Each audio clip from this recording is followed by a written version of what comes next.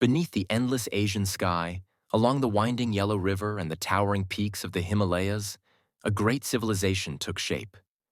The story of the Chinese Empire is one of astonishing continuity, a tapestry of dynasties stretching over 4 millennia. From the mists of legend in prehistoric times to the grand courts of the last emperors, Chinese civilization has weathered cycles of unity and chaos, triumph and tragedy. Dynasties rose and fell, each leaving its mark. Moments of brilliant cultural flowering, periods of dark turmoil. Yet through every upheaval, an idea of China persisted, carried in the hearts of its people and in the continuity of its culture. As one famous saying goes, "The empire long divided must unite, long united must divide. Thus it has ever been." Time and again, China fractured into warring states only to be reunited under a new dynasty, in a repeating cycle of disintegration and renewal. In this documentary, we journey through the epic saga of the Chinese Empire, from its shadowy beginnings in myth and legend, through the glories of each great dynasty, to the final twilight of imperial rule. It's a story of visionary leaders and ruthless tyrants, golden ages of peace and times of destruction. A history that has shaped not only China, but the world. Our voyage begins at the dawn of Chinese civilization, in an age of legend.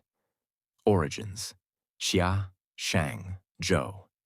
Our story opens in the distant past, in times so ancient they blur into legend. Chinese tradition holds that the very first dynasty, the Xia, was founded around 2070 BC by a sage king named Yu the Great. According to legend, Yu earned his right to rule by taming the catastrophic floods of the Yellow River. For years upon years, some say 13 long years, he toiled, dredging channels and diverting waters. He was so devoted to controlling the floods that he passed by his own home multiple times without ever pausing to enter, even as he heard his children cry inside, because the work of saving the people took absolute priority. At last, Yu's efforts succeeded in taming the floods that had devastated farmers for generations.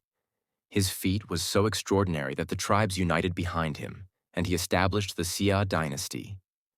In doing so, legend says, Yu instituted the hereditary rule that would define Chinese governance for millennia to come. For centuries, the Xia dynasty was semi-mythical. Ancient chronicles spoke of it, but no written records from that time survive. Some scholars doubted that the Xia really existed. However, in the late 20th century, archaeologists excavating at Erlitou, in modern Henan province, unearthed remains of an early Bronze Age culture dating to around 1900 to 1500 BC, with palatial buildings, bronze tools, and tombs. Could this be the Xia? While we still lack definitive texts linking Erlitou to the Xia of legend, these discoveries suggest that at the dawn of Chinese history, a complex society was indeed emerging. One that matches, at least in time and place, the stories of King Yu's dynasty. The line between myth and history begins to sharpen. By around 1600 BC, the Xia were said to have been succeeded by the Shang dynasty, the first dynasty confirmed by written records. The Shang kings ruled in the Yellow River Valley and left behind a remarkable trove of evidence carved on bone and shell. These are the oracle bones, pieces of ox shoulder blades and turtle plastrons that Shang diviners used to seek guidance from the spirits and ancestors. In a typical ritual, a question about the future. Will the harvest be good? Should we go to war? Was etched into the bone. The bone was then heated with a metal poker until it cracked from the heat. The diviner interpreted the pattern of cracks as the answer from the divine. Astonishingly, the questions, and sometimes the answers, were inscribed on the bones, and many of these have survived to this day. Through them, the voices of the Shang speak to us across 3,200 years. We read of kings praying for rain, anxiously querying about the outcome of battles, or the health of a royal child. These fragments are the earliest Chinese writing ever discovered, and they show that by the Shang period, China had a sophisticated system of logographic writing, a direct ancestor of today's Chinese characters. We can imagine a scene in a late Shang capital, perhaps at Yin, near modern Anyang. It is dusk. The king stands before an altar, bronzes arrayed and incense burning. In the flickering firelight, a royal diviner holds up a prepared turtle shell. Courtiers and priests gather in reverent silence. The question has been inscribed: will our army be victorious against the rival tribe? The shell heats. A loud crack pierces the air.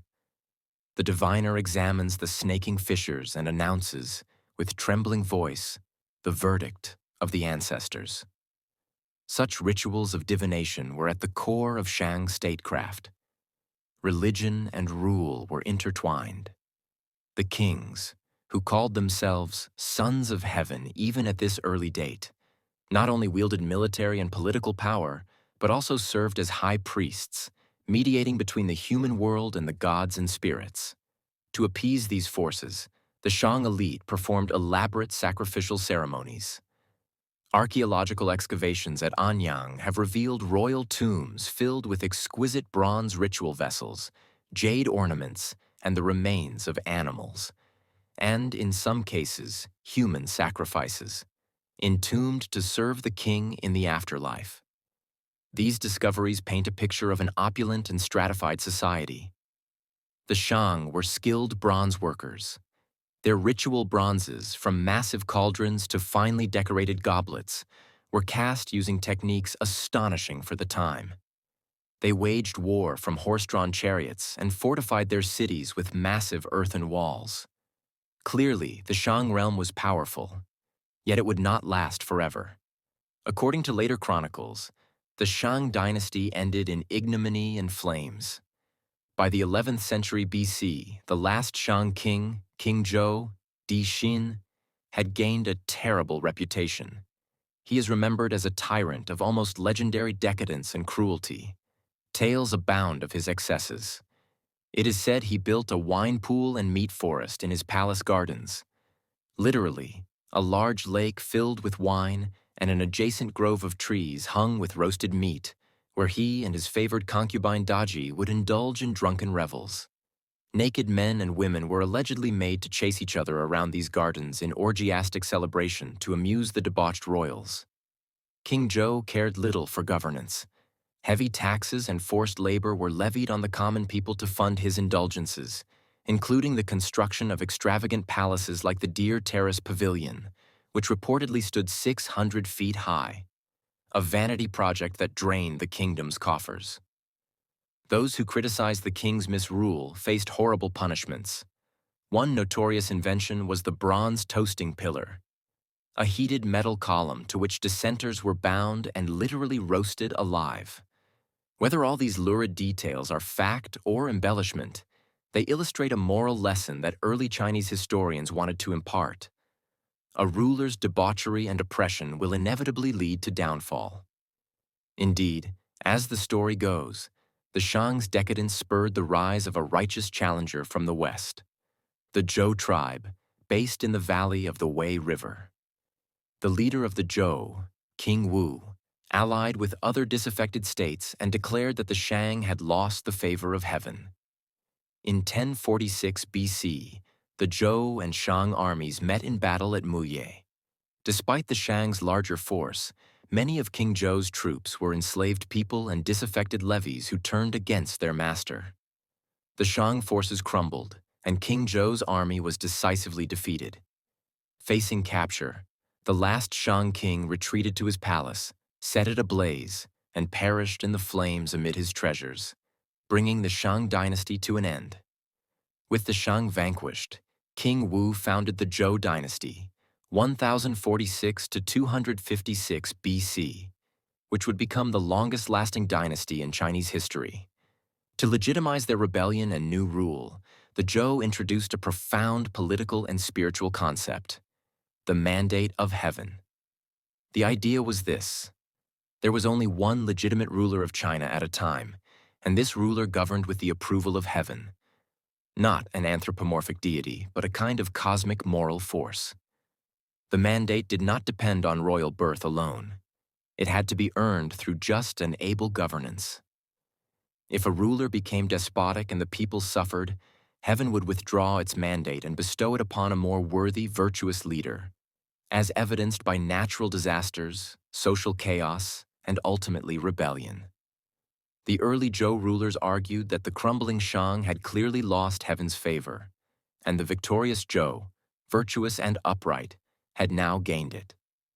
An ancient text from this era proclaimed, "Heaven sees through the eyes of the people. Heaven hears through the ears of the people." In other words, the will of the people reflected the will of heaven. If the people cried out under oppression, it was heaven itself crying out, signaling that a dynasty's time was up. This concept of the mandate of heaven would become a central justification for dynastic change throughout Chinese history, echoing every time one dynasty gave way to another. Under the Zhou, the newly conquered realm was organized in a quasi-feudal structure. The Zhou kings, especially the legendary early monarchs King Wu and his brother, the Duke of Zhou, parceled out lands to relatives and allies, appointing them as lords over various regions. In return, these lords owed the Zhou king loyalty, tribute, and military service. In the early period, known later as the Western Zhou, because the Zhou capital was located in the west near today's Xi'an, this arrangement worked fairly well. The Zhou kings presided over a network of city-states, and Chinese civilization expanded eastward and southward under their influence. The Zhou rulers, guided by statesmen like the Duke of Zhou, who served as regent and is celebrated for his wisdom and virtue, maintained stability. They codified rituals and upheld the ancestor worship traditions inherited from the Shang. Bronze casting continued to flourish. We find inscriptions on Zhou bronzes that show an increasing complexity in bureaucracy and record-keeping. In agriculture, iron tools began to appear during the later Zhou period, improving productivity. The population grew, and so did commerce. By the end of Zhou rule, the use of coinage was widespread. After several centuries, however, the Zhou royal house weakened. Over time, the bonds of fealty loosened as local lords grew in power and ambition. In 771 BC, a coalition of rebel lords and foreign tribes attacked and sacked the Zhou capital. The Zhou king was killed, and his successors had to flee eastward to Luoyang. This catastrophe marks the division between the Western Zhou and the Eastern Zhou, 770 to 256 BC periods. In the Eastern Zhou era, the Zhou kings continued in name, but they were greatly diminished in authority. Essentially figureheads revered in title but powerless beyond their own domain. Real power lay in the hands of the strongest regional princes. What followed was a long epic of internal strife and intellectual ferment.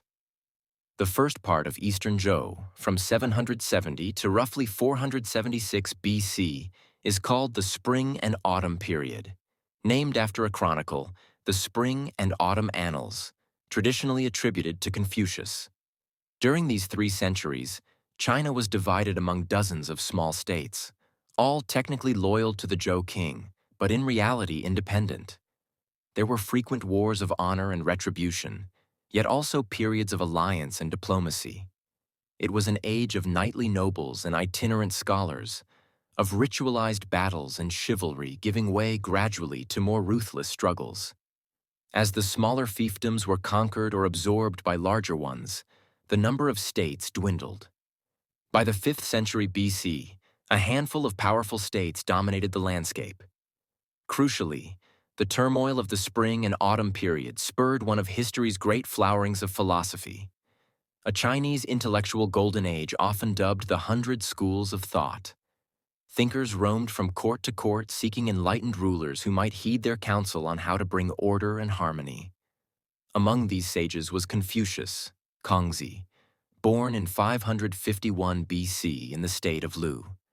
Distressed by the social upheaval and moral decay he perceived, Confucius taught a return to virtue, tradition, and social responsibility. He emphasized filial piety, devotion to one's parents and ancestors, proper ritual, and the duties of rulers to be benevolent and subjects to be loyal. He wandered through the states with a band of disciples, imparting wisdom such as, "To govern is to correct. If you set an example by being correct, who would dare remain incorrect?" Although he never found a ruler who fully implemented his ideas in his lifetime, his teachings were recorded by students in the Analects and later became hugely influential as a foundation of Chinese ethics and governance. Other thinkers proposed different solutions to chaos. Laozi, traditionally regarded as the founder of Taoism, advocated a retreat into harmony with the natural order, the Tao or Wei, emphasizing simplicity and spontaneity over the artifices of civilization. Mozi founded Mohism, preaching universal love and merit-based governance, directly challenging Confucian elitism. Military strategists like Sun Tzu, Sunzi, wrote treatises. Sun Tzu's The Art of War, likely composed during this era, famously declares, "All warfare is based on deception," and offers timeless advice on strategy and leadership. Legalists like Shang Yang and Han Fei argued that strict laws and severe punishments, not moral example, were the only way to ensure a stable state, given their cynical view of human nature. These contending philosophies debated what the proper Tao, Wei, was for rulers and individuals, and their ideas would later be adopted or synthesized by various dynasties. By 475 BC, the situation entered an even more intense phase known as the Warring States period, 475 to 221 BC. The term is apt. What had been dozens of states were now essentially 7 major contenders locked in near-constant warfare for supremacy. These 7 powerful states were Qin, Chu, Qi, Yan, Han, Zhao, and Wei. The wars became larger in scale and deadlier as old chivalric customs fell away. Kings, no longer just dukes of these states, claimed legitimacy in their own right.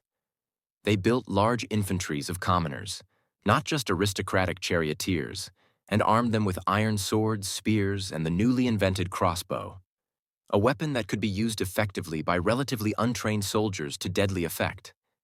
Siege warfare and defensive walls around cities became more sophisticated. In order to manage resources and populations for war, the warring states enacted far-reaching administrative and economic reforms. Centralized bureaucracies emerged.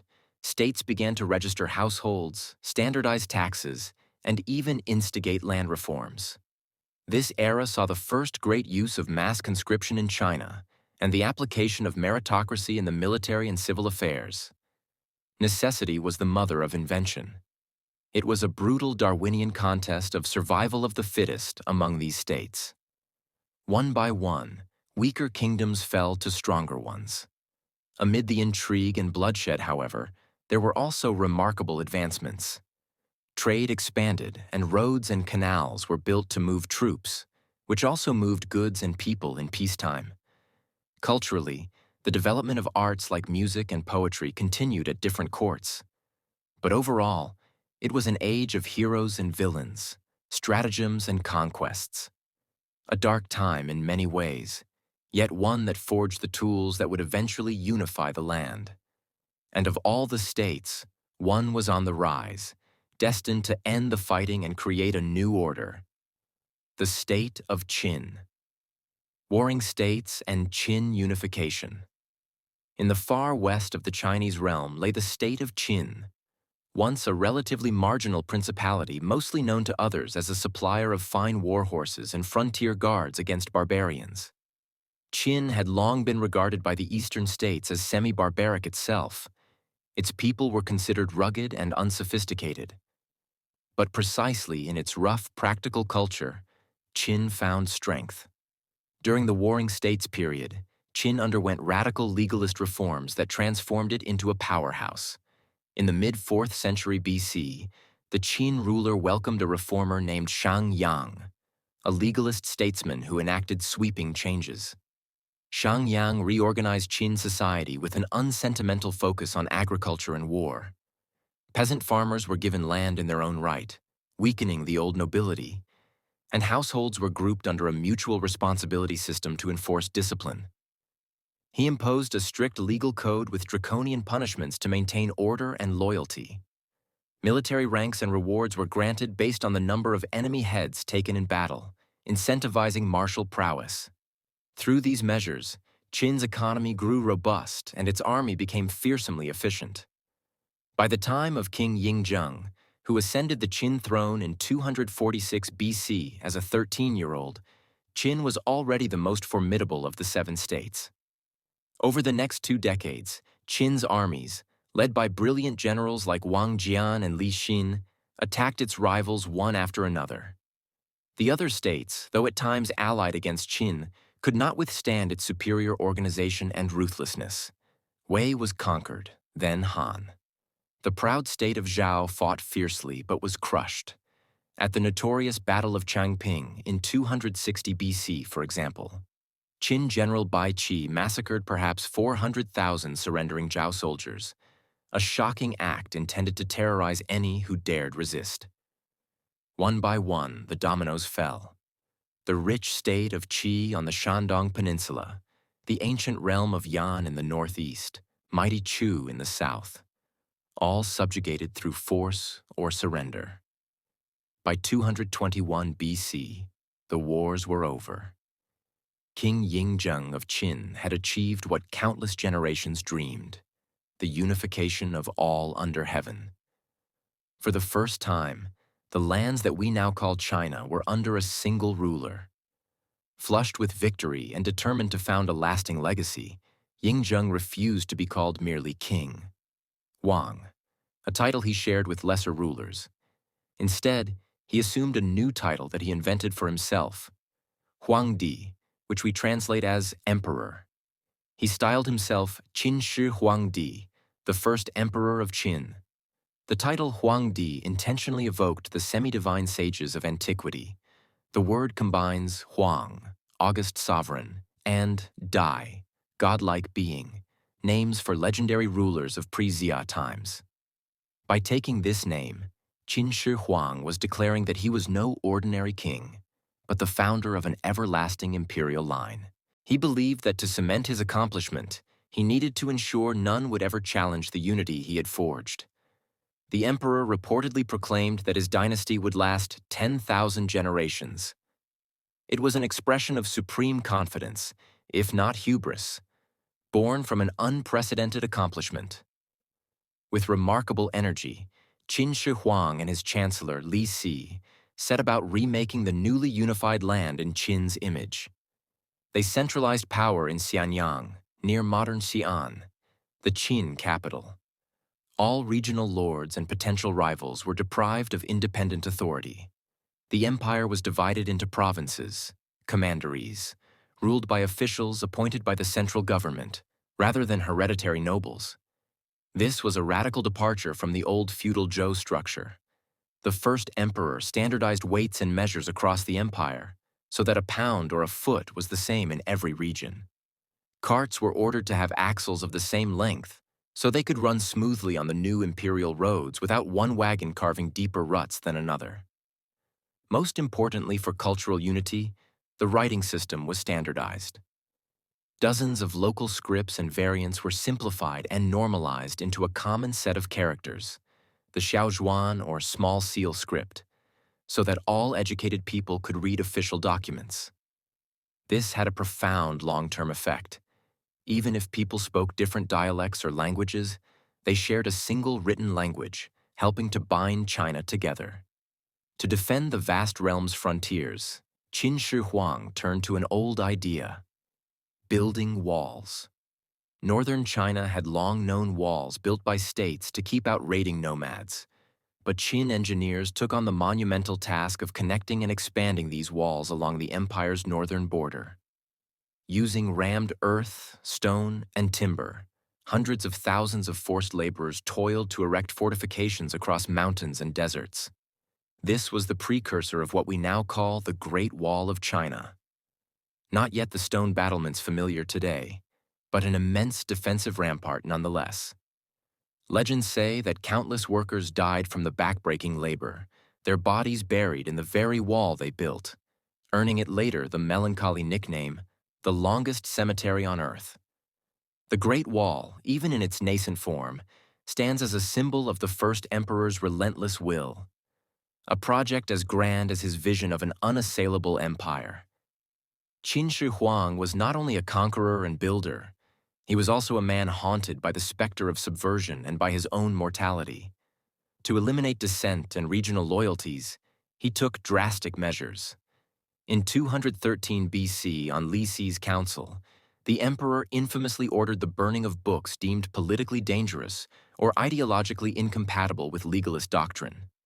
Texts of history, philosophy, and literature from rival states or critical of Qin were destroyed en masse, with only practical works on topics like agriculture and medicine exempted. It's said that any scholars who protested were harshly punished. One account claims that 460 scholars of Confucian persuasion were executed, buried alive in pits as a warning. Though modern historians debate the details of this account, it might conflate events or exaggerate numbers. The tale of burning the books and burying the scholars became the enduring indictment of Qin tyranny. The Qin regime certainly did try to silence intellectual opposition, a stark early episode of authoritarian thought control. The emperor's drive for absolute control extended even to defying death itself. Qin Shi Huang became obsessed with finding an elixir of immortality.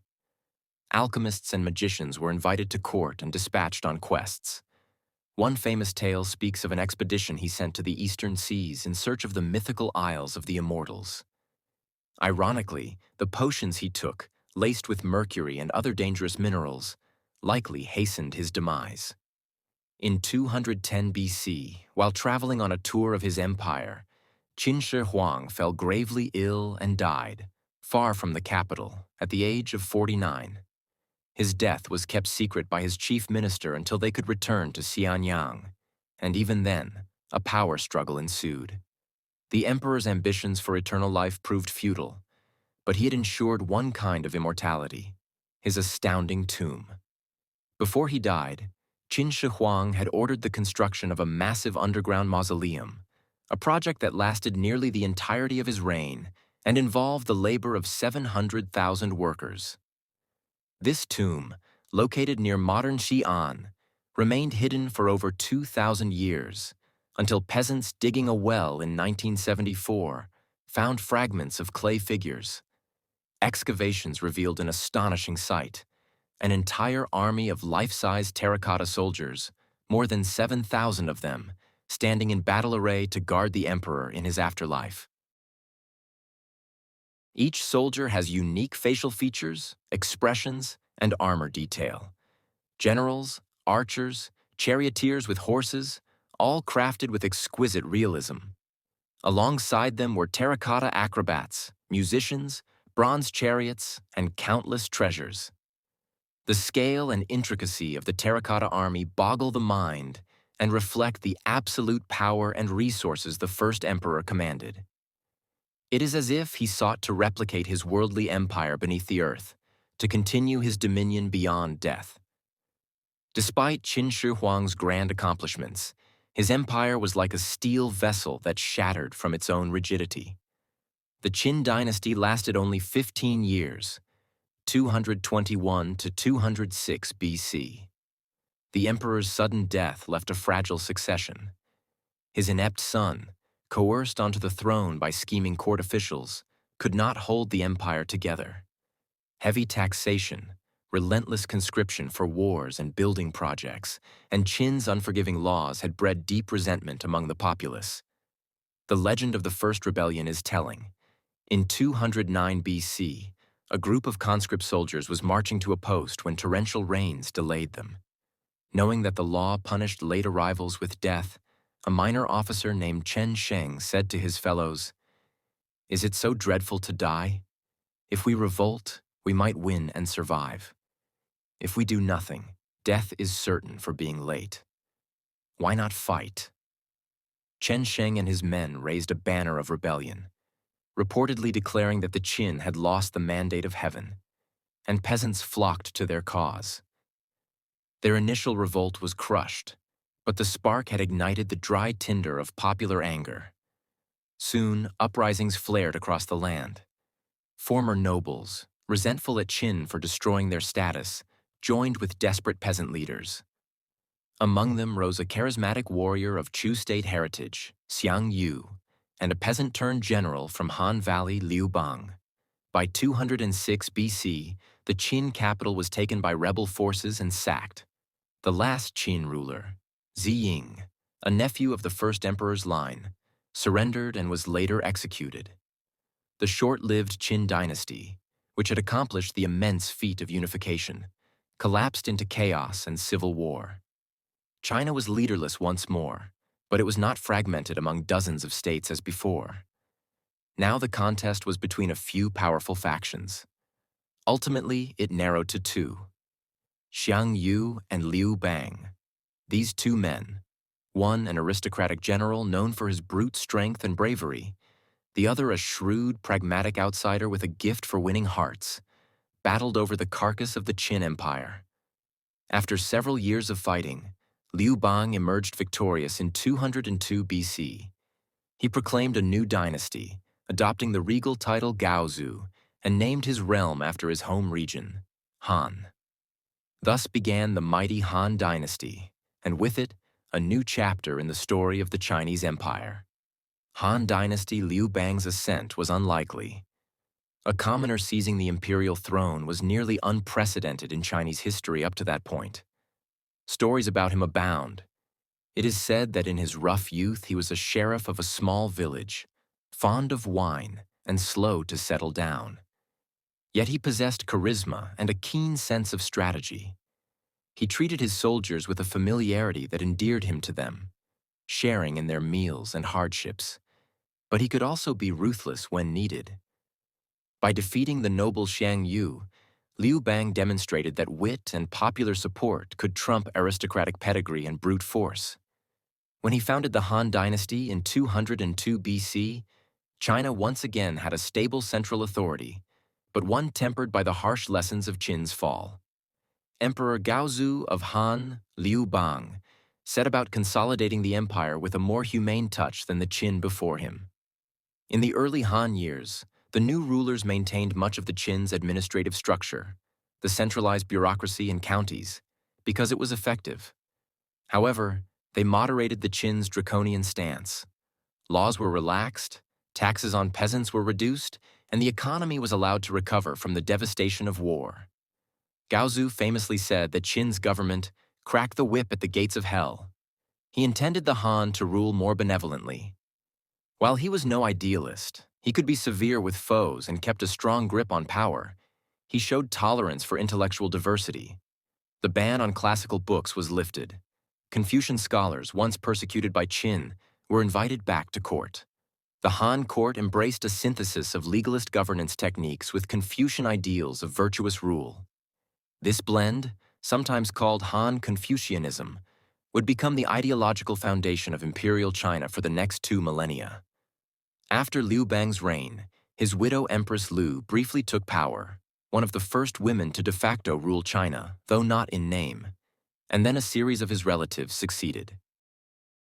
But the most influential Han monarch came a few decades later, Emperor Wu of Han, Han Wudi, who reigned from 141 to 87 BC. Emperor Wu is often compared to Qin Shi Huang for his energy and ambition. But unlike Qin Shi Huang, he ruled for a much longer period and oversaw a true golden age of the dynasty. Under Emperor Wu, the Han dynasty expanded aggressively. Han armies marched north and west against the Yongnu, a confederation of nomadic tribes who controlled the steppes north of China. These were fierce horseback archers. Later ages would recall them as the Huns, though the exact linkage is debated. The Xiongnu had been a threat, even humiliating early Han emperors by forcing them into tributes and marriage alliances. Emperor Wu decided to break their power. He sent his great generals Wei Qing and Huo Kubing in multiple expeditions that drove deep into the Gobi Desert and beyond, routing Xiongnu camps and establishing Han presence in what is now Gansu, Ningxia, and even parts of Xinjiang. Although the Xiongnu were not destroyed, they were weakened and pushed further away, allowing Chinese farmers and settlers to move into new lands. To the east, Emperor Wu's forces conquered northern Korea. The Han established a commandery called Lelang near today's Pyongyang. To the south, Han armies marched into the jungles of what are now Yunnan, Vietnam, and Guangdong, extending Chinese rule or influence over various tribes and kingdoms, though these regions often remained restive. The empire's reach grew to unprecedented extents. Perhaps most fatefully, Emperor Wu looked westward and made a connection that would echo through world history. Around 138 BC, seeking allies against the Xiongnu, he dispatched an envoy named Zhang Qian on a journey to the unknown lands of the West. Although Zhang Qian was ultimately captured and held by the Xiongnu for years, he eventually escaped and traveled as far as Bactria in modern Afghanistan, returning to China with astonishing news. There were sophisticated civilizations far to the west, and precious goods like tall, heavenly horses, the breeds of Fergana, grapes and wine, and other wonders unseen in China. He also spoke of great states even further beyond. This was the opening of the Silk Road. Soon, caravans began moving along this network of overland routes linking China through Central Asia all the way to the Middle East and the fringes of Europe. Chinese silk, light, strong, and luxurious, became a highly coveted commodity in the West. Indeed, Roman writers would later complain of the drain of gold to pay for Eastern luxuries. In exchange, China imported goods like fine war horses, alfalfa, pomegranates, glassware, perfumes, and in later centuries even musical instruments and new art styles. The Silk Road was more than trade. It was a conduit of cultural exchange and would bring Buddhism to China in the 1st century AD. For now, under the Han, it symbolized the empire's confident reach outward, its integration into a broader world system. Domestically, the Han dynasty blossomed. Chang'an, the Han capital, built a short distance away from the old Qin capital Xianyang and on the site of modern Xi'an, grew into a thriving metropolis. It was a planned city with rectangular walls, broad avenues, bustling markets, and massive palaces. Merchants from Central Asia could be seen leading camels through the city gates, while Chinese craftsmen sold silk, ceramics, and lacquerware. Han society was structured but offered mobility. Aristocratic titles still existed but had less sway than in Zhou times. Wealth and land ownership, along with success in the government service, defined status. The imperial court, radiating from the figure of the emperor, the son of heaven, governed through an efficient bureaucracy. To staff this bureaucracy, the Han gradually embraced Confucian scholarship as an ideal training. In 124 BC, Emperor Wu established an imperial academy to educate future officials in the Confucian classics.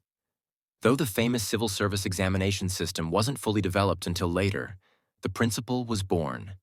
Government positions should be filled by educated men of talent and virtue, not merely by noble birth. A Confucian scholar official class began to form, dedicated to duties of state and steeped in literary learning. Technology and science also advanced during the Han era. Paper, one of the most important inventions in history, is traditionally said to have been invented by Kai Lun, an official, in 105 AD. Though recent evidence suggests paper existed earlier, Kai Lun improved the process. Replacing cumbersome bamboo strips and expensive silk as writing surfaces, paper made the spread of literature and record-keeping far easier. It was a boon for bureaucracy and learning. The Han also saw the development of steel by more efficient ironworking techniques and the use of the water wheel. One polymath, Zhang Heng, AD 78 to 139, devised the first seismograph, a delicate instrument that could detect distant earthquakes by dropping a bronze ball from the mouth of a dragon into the toad's mouth below, indicating the direction of the quake. A marvel of ingenuity. In medicine, texts on herbal remedies and acupuncture were compiled. And in the arts, exquisite jade burial suits for royalty, vibrant wall paintings, and fine silk tapestries indicate a refined aesthetic life. Literature flourished too. The Han period gave us Sima Qian, often called the Grand Historian, who wrote the records of the grand historian Shiji around 94 BC, an ambitious history of the world from the Yellow Emperor down to his own time. Sima Qian's writings remain a foundational source for all early Chinese history and set the model for dynastic histories in later ages. He did this at great personal cost. After defending a disgraced general, he was punished by castration, yet chose to live on in shame in order to finish his history. His dedication ensured that the memory of the past would not be lost. Poetry of the Fu genre, descriptive prose poems, also became popular, painting rich word pictures of court life and the natural world. We can imagine life in Han China at its peak. In the capital's main market, the air is filled with smells of cooking food. Vendors fry dumplings and grill meats while customers haggle for fresh fish and fermented soy paste. Silk-clad nobles ride in carriages, passing peasants who have come to sell their grain. In a nearby courtyard, scholars debate passages of the Book of Songs or Analects, preparing for a provincial appointment. Caravans laden with silk roll out the western gate, bound ultimately for distant lands, while envoys from smaller kingdoms wait at the imperial palace, bearing tribute of rare animals and jewels to present to the emperor. Far in the countryside along the Yellow River, farmers toil in the fields of wheat and millet, taking advantage of new iron plows yoked to oxen to turn the soil. In the evenings, families gather to honor their ancestors with incense and offerings, upholding traditions as old as time. Overhead, the sky is observed by the court astronomers, who note any strange phenomena. A comet, an eclipse, which might be heaven sending a message about the emperor's virtue or lack thereof. This was a world confident in its rhythms, relatively secure in its strength, a civilization nearing the height of classical glory. The Chinese people often call themselves the Han people to this day. That is the legacy of the Han dynasty's imprint on identity. Yet for all its might, the Han dynasty was not immune to the cycles of history. The empire's expansion and prosperity carried the seeds of future strain. Military campaigns and frontier defenses were costly, driving up taxes and causing occasional discontent. The dilemma of balancing powerful landowners against peasant farmers began to surface. Over generations, successful families accumulated large estates, sometimes squeezing out small farmers who fell into debt and had to sell their land or themselves become tenant laborers. This economic inequality would worsen over time. Additionally, palace intrigues mounted. Emperors after Wu were often children under regencies, and imperial in-laws or eunuchs, castrated male servants intimately involved in palace affairs, gained outsized influence behind the throne.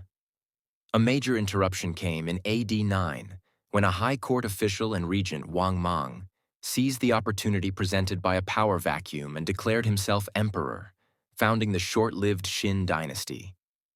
An usurper with Confucian ideals, Wang Mang tried to implement sweeping reforms. He outlawed slavery, tried to redistribute land, and even introduced new currencies. But his policies, however well-intentioned, were too abrupt and faced resistance from every corner. Powerful families opposed land reform. Peasants found the new currency confusing and some reforms impractical. Meanwhile, the Yellow River changed course disastrously, causing floods and famine. Rebellion broke out, notably by bands of starving peasants known as the Red Eyebrows, for the pigment they painted on their brows. In AD 23, these rebels overran the capital, and Wang Mang was killed in the chaos. The Qin dynasty ended after mere 14 years, and the Han dynasty was restored by members of the Liu royal family who had escaped Wang Mang's takeover. This marked the beginning of the Eastern Han, with a new capital at Luoyang, east of Chang'an. The Eastern Han, 25 to 220 AD, initially saw a resurgence of stability. Under emperors like Guangwu and Ming, order was re-established, and for a time, prosperity returned. But cracks were showing in the imperial edifice by the 2nd century AD. One chronic problem was the eunuch faction in the imperial court. Emperors would often rely on eunuchs as confidants and palace administrators, since, being unable to have families, eunuchs were thought to have less incentive to build power bases, but this theory often failed in practice. Eunuchs in late Han frequently abused their closeness to weak emperors to amass wealth and influence, which enraged the scholar officials who saw themselves as rightful governors of the state. This rivalry led to cycles of vicious court conflict, including purges of officials, the most infamous being the disaster of partisan prohibitions in the 160s, when student protesters and Confucian officials were arrested and even executed for criticizing eunuch corruption. At the same time, out in the provinces, common people were suffering from poverty and hardship. The later Han emperors were often secluded and ineffective. Many were children manipulated by regents. Natural calamities, floods, locust swarms, epidemics, struck repeatedly in the late 2nd century. To a populace attuned to the mandate of heaven, such omens suggested the dynasty had lost favor with heaven. Discontent took on religious overtones. A new millenarian sect arose, led by faith healers who promised salvation and a new era. One leader, Zhang Jue, claimed to be a sorcerer and healer of the Taoist tradition and preached that the blue heaven of Han rule would be replaced by a new golden heaven. His followers, identifiable by their yellow headscarves, came to be known as the Yellow Turbans. In 184 AD, the Yellow Turban Rebellion erupted.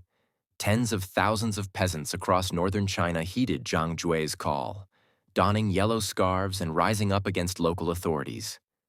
They were motivated by hunger, high taxes, oppression by landlords, and the fervent belief in a dawning age of virtue and equality. The Han government, alarmed, dispatched its imperial armies. The rebellion was chaotic but widespread. It took several years for Han generals to suppress it, and in some areas it was brutally crushed. While the Yellow Turbans were defeated militarily, their uprising dealt a grievous blow to the Han dynasty's stability. In quelling the unrest, the imperial court had empowered regional warlords and military governors, granting them independent armies and authority. These strongmen, figures such as Cao Cao, Liu Bei, and Sun Jian, among others, became the real power holders as the central court descended into factional bickering. The last Han emperors became puppets of whoever held military might. General He Jin, the empress's brother, tried to curb the eunuchs in 189 AD by planning their assassination, but the eunuchs murdered him first, only to be massacred in turn by He Jin's furious soldiers. In the ensuing vacuum, a warlord named Dong Zhuo seized the capital and took control of the child emperor. Dong Zhuo was tyrannical, and soon a coalition of other warlords rose against him, plunging the land into full civil war. The capital Luoyang was burned. The imperial court fled to Chang'an. By 190 AD, what remained of Han authority was in tatters. Finally, in 220 AD, the last Han emperor, Emperor Xian, was forced to abdicate the throne. The man behind this was Cao Pi, the son of the brilliant warlord Cao Cao, who had effectively controlled the emperor for years. Cao Pi declared that the Han dynasty's mandate was exhausted and that he was founding a new dynasty, the Wei, with himself as emperor. He moved the emperor, now ex-emperor, aside, ending the Han's 4th-century rule. The once mighty Han Empire was now formally fragmented into 3 kingdoms: Cao Wei in the north, Shu Han in the southwest, led by Liu Bei, who claimed to be a Han imperial uncle and clung to the hope of restoring the Han lineage, and Sun Quan's Wu in the southeast. Thus ended the Han dynasty, in betrayal and blood, not unlike how the Qin ended, but after a far longer tenure. The age that followed, the 3 Kingdoms period, would be one of the most famous in Chinese cultural memory, romanticized in novels and drama as a time of heroes, though in reality, it was a time of suffering for the common folk. Long united, the empire must divide, went the old adage, and so it did. China entered a new era of division and discord. Yet, as history would show, even this dark age would not extinguish the ideal of unity under an emperor. The cycle would turn again. Period of disunity to Tang Dynasty. With the Han dynasty's collapse, China splintered into competing realms. The Three Kingdoms period, 220 to 280 AD, that ensued is among the most celebrated chapters of Chinese lore. Thanks in large part to the literary masterpiece Romance of the Three Kingdoms, written over a millennium later, which turned warlords into household names and battles into legend. The actual history was tumultuous and complex, but its broad strokes can be traced. In the north, the Wei Kingdom, capital at Luoyang, later moved to Ye, was the strongest initially, inheriting the populous heartland of the Han. It was ruled by the Cao family, first Gao Pi, then his son and successors. Gao Pi's father, Cao Cao, though he never took the imperial title himself, had been the most capable leader of the era, a fearsome general, a shrewd statesman, and a patron of the arts. He had once declared, "I'd rather betray the world than let the world betray me," encapsulating the ruthless survival ethos of the time. Under the Wei, the North began to rebuild, employing talented advisors like Sima Yi and continuing many Han administrative practices. To the southwest, in Sichuan's fertile riverlands, lay the kingdom of Shu, Shu Han, founded by Liu Bei. Liu Bei is remembered as the embodiment of legitimacy and virtue in later tradition. A man who claimed descent from the Han royal family and who ostensibly fought to restore the Han. In reality, Liu Bei was a charismatic leader who, with the help of brilliant allies, carved out his own realm. He was famously accompanied by two sworn brothers-in-arms, Guan Yu, a red-faced, long-bearded warrior of peerless valor, later deified in Chinese culture as the god of war and loyalty, and Zhang Fei, a hot-tempered but mighty general. Liu Bei also secured the service of one of history's most fabled strategists, Zhuge Liang, known as Kong Ming, whose wisdom and inventive tactics became legendary. In popular lore, Zhuge Liang could conjure winds and devise ingenious ambushes. Historically, he was indeed a skilled administrator and strategist who more than once stalled the Wei juggernaut with his plans.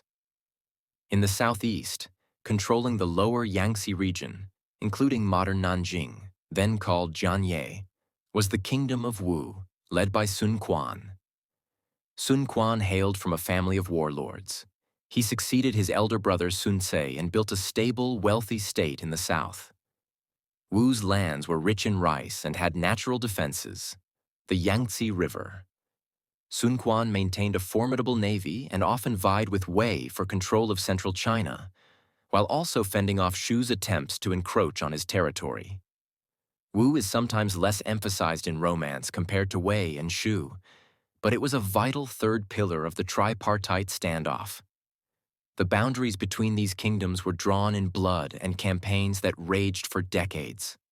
One famous earlier battle set the stage for the Three Kingdoms, the Battle of Red Cliffs, Chibi, in 208 AD, where an alliance of Liu Bei and Sun Quan, aided by clever strategies like sending fire ships into Cao Cao's anchored fleet on the Yangtze, defeated a much larger Wei invasion force.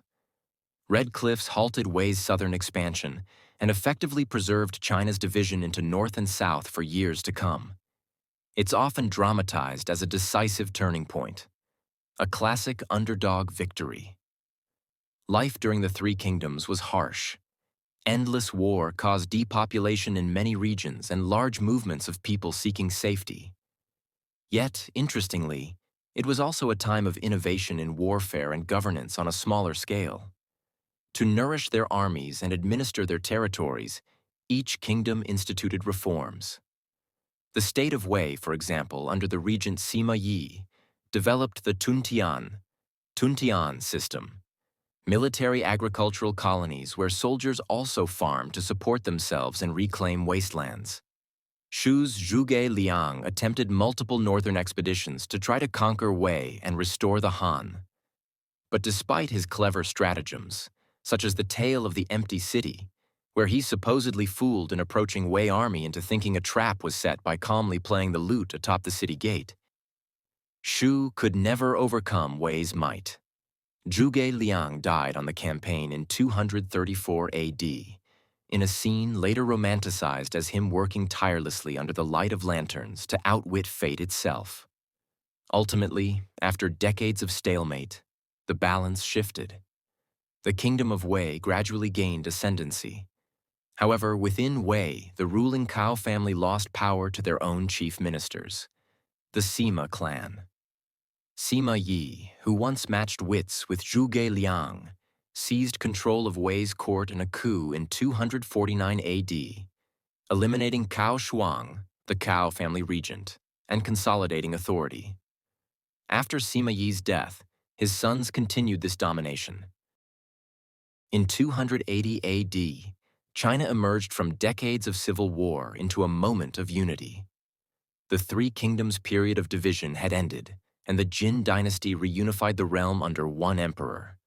Over the next 16 centuries, Chinese imperial history would see cycles of unity and fragmentation, golden ages of prosperity, and times of turmoil.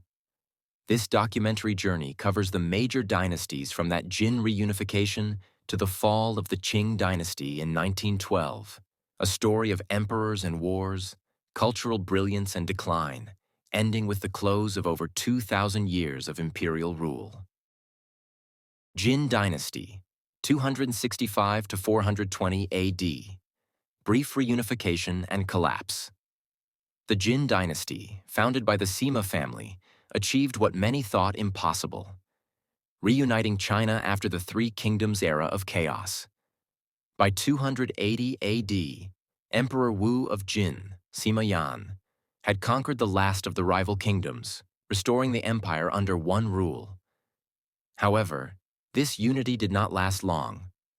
After Emperor Wu's death, his relatives fell into bitter infighting over power. This civil strife drained the empire's strength, and the weakened Jin could not hold back invasions on its frontiers. In 311, northern nomadic warriors sacked the Jin capital at Luoyang and killed the emperor. By 316, the western Jin dynasty had collapsed. The surviving Jin court fled south of the Yangtze River, establishing an eastern Jin regime at Jiankang, present-day Nanjing. Northern China, meanwhile, splintered into rival states ruled by various non-Chinese chieftains. Once again, the country was fragmented between north and south. For nearly 3 centuries, no single dynasty could claim the whole of China. Sui Dynasty, 581 to 618 AD. Reunification and ambition. After centuries of division, a new dynasty rose from the north to reunify China. In 581 AD, a northern ruler named Yang Jian seized power and declared himself Emperor Wen of Sui. By 589, his armies had conquered the south, reunifying China under the Sui dynasty. The Sui emperors restored a strong central government and undertook massive projects to knit the empire together. They built and expanded the Grand Canal, linking the northern and southern waterways to improve trade and movement of grain. They also strengthened defenses like the Great Wall on the frontiers. These feats, however, came at a high cost. The Sui regime demanded heavy taxes and corvée labor from the populace to fund its wars and construction. Emperor Wen's son, Emperor Yang, overextended the empire with costly campaigns, most notably a disastrous series of invasions of Korea, and grandiose building sprees. Overburdened and discontent, the people rebelled. In 618, widespread uprisings erupted. Emperor Yang was assassinated by his own disgruntled generals, and the Sui dynasty crumbled. In the wake of the Sui collapse, one of the rebel leaders, Li Yuan, took control of the capital Chang'an. He founded a new dynasty, the Tang. Tang Dynasty, 618 to 907 AD, Golden Age and Decline. The Tang Dynasty ushered in a golden age of Chinese civilization. Under Tang rule, China expanded its borders and enjoyed an era of stability and cultural flowering. The Tang capital, Chang'an, near modern Xi'an, became a thriving cosmopolitan center, teeming with traders and envoys from across Asia via the Silk Road. Economically, the empire prospered. Agricultural output grew, trade flourished, and cities across China swelled with people. The Tang government, staffed by officials chosen through rigorous civil service examinations, provided effective administration in the empire's early years. Art and literature reached magnificent heights. Tang-era poetry, in particular, is famed for its beauty and has been celebrated for centuries. Despite its brilliance, the Tang dynasty eventually faltered. By the mid-8th century, mounting problems began to undermine imperial authority. Extravagant court spending and corruption weakened the state, and military governors on the frontiers became increasingly autonomous. In 755 AD, a powerful general named An Lushan launched a massive rebellion that engulfed the heart of the empire. Although the Tang army eventually crushed this rebellion, the effort left the dynasty gravely weakened. Millions had died, and the central government lost much of its control to regional warlords.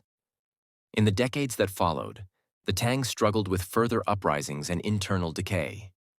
Finally, in 907 AD, the last Tang emperor was forced to abdicate by a military strongman.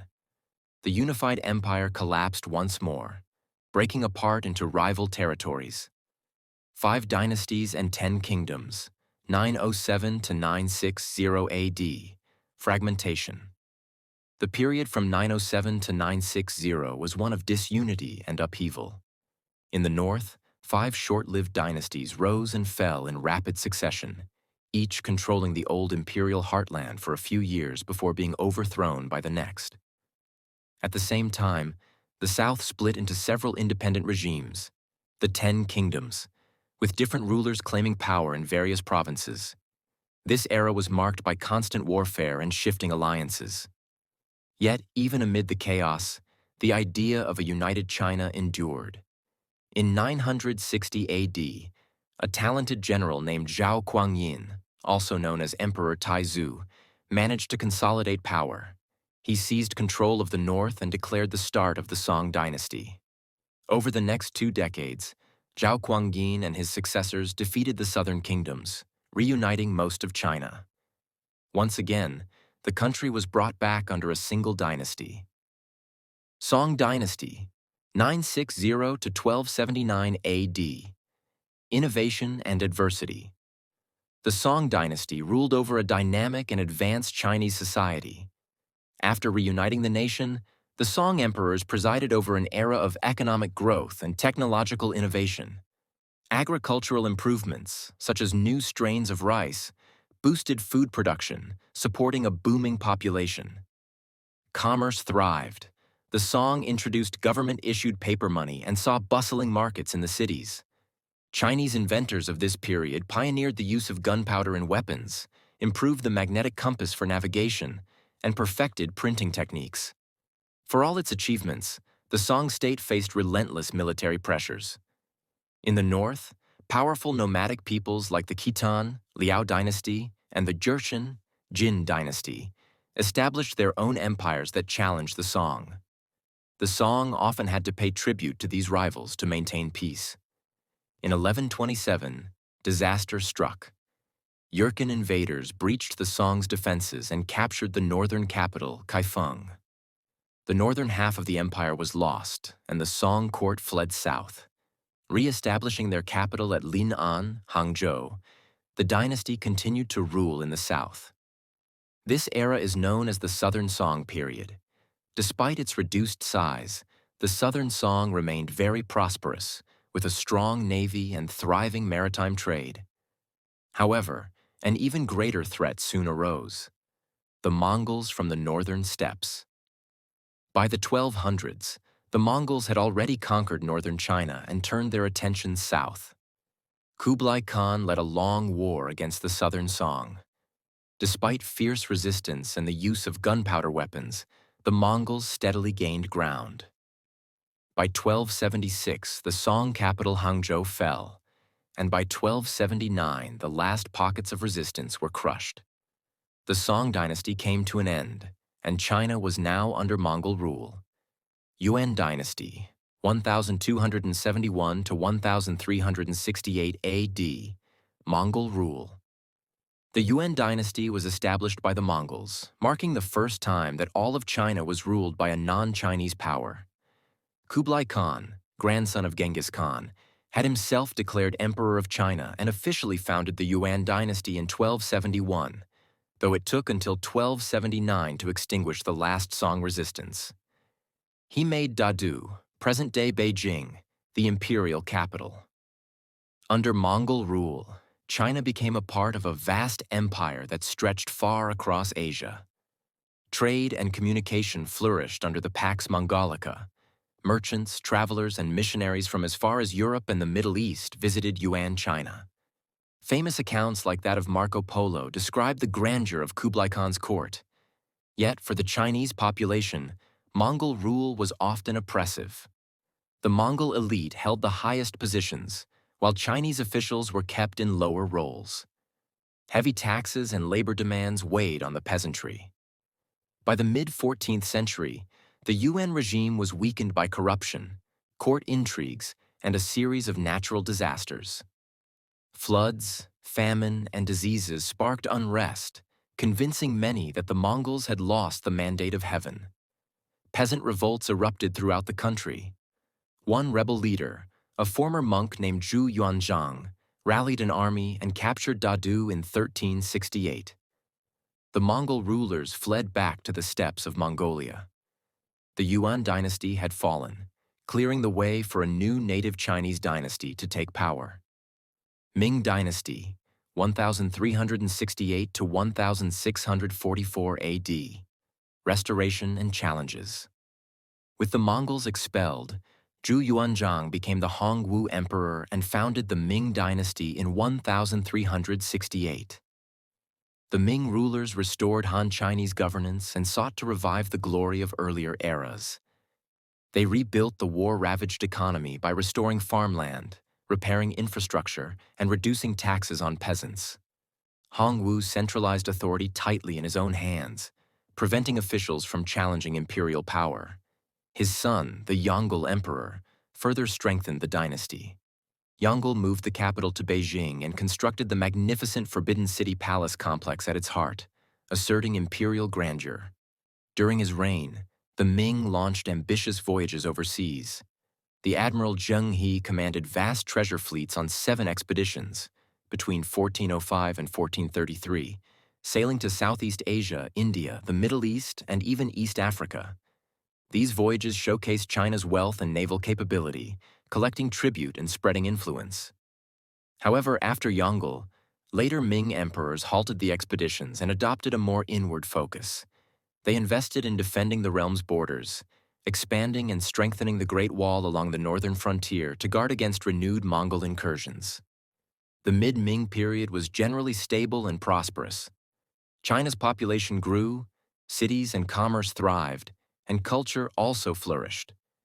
Literature and arts flourished during the Ming, with some of China's most celebrated literature written in this era. By the early 17th century, the Ming Empire was faltering under mounting problems. Corruption at court and power struggles, often involving the influence of eunuchs, sapped effective governance. The treasury was strained by costly wars and defense efforts, and climatic changes led to poor harvests and famine in parts of the country. Discontent among the people grew, and peasant rebellions broke out in several regions. One rebel leader, Li Zicheng, managed to capture Beijing in 1644, prompting the last Ming emperor to commit suicide as his dynasty collapsed. Meanwhile, the Manchus, a rising power from beyond the Great Wall, seized the opportunity. In 1644, their armies swept in, defeated the rebels, and captured Beijing, proclaiming the new Qing dynasty. Qing dynasty, 1644 to 1912 AD. The final dynasty.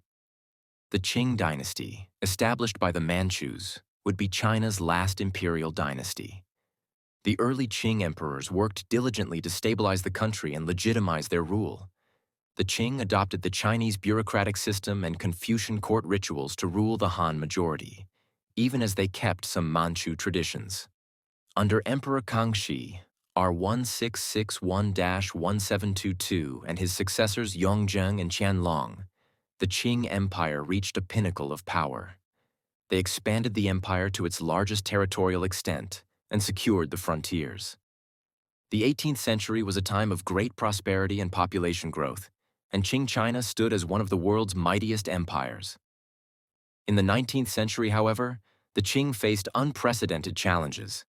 Western powers, armed with modern industrial weaponry, arrived demanding trade and influence. In 1839, Britain's victory in the First Opium War forced the Qing to cede Hong Kong and open ports to foreign trade. In the following decades, other Western countries imposed more unequal treaties, steadily eroding China's sovereignty. Internally, the empire was rocked by huge uprisings. The most devastating was the Taiping Rebellion, 1850 to 1864, in which a pseudo-Christian millenarian movement established a rival regime in southern China. The Qing eventually crushed the Taiping, but only after immense bloodshed. Tens of millions of lives were lost. Other rebellions, such as Muslim insurgencies in the West and local revolts, further weakened the state. The Qing attempted to modernize in the late 19th century, but reforms were too limited. A crushing defeat by Japan in 1895 demonstrated Qing weakness. China lost Taiwan, and Japan gained influence over Korea. Meanwhile, foreign powers carved out spheres of influence on Chinese soil, undermining Qing control. In 1900, the anti-foreign Boxer Rebellion was suppressed by an international force, bringing further humiliation to the Qing. In October 1911, soldiers in Wuchang sparked a revolution that spread rapidly. Unable to stop it, the Qing court agreed to abdicate. On February 12, 1912, the last emperor, the child Puyi, relinquished the throne, ending over 2,000 years of imperial rule and ushering in the new Republic of China.